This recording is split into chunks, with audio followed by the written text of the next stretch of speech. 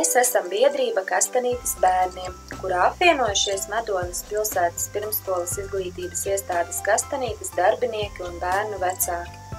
Šī ir vissenākā un arī vismazākā pirmsskola Madonas pilsētā.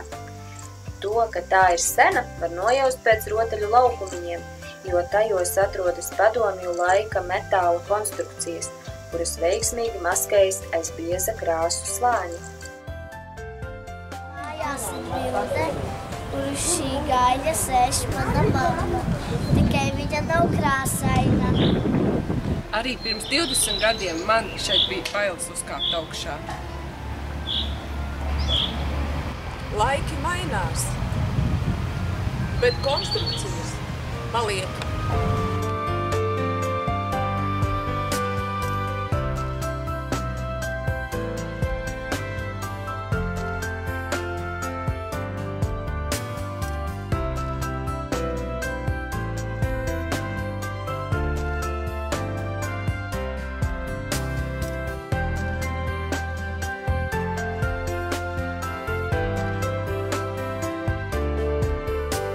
Ar šī projekta atbalstu gribam dot iespēju bērniem baudīt atpūtu mūsdienīgā rotaļu laukumā, kas aizstātu vecās metāla konstrukcijas.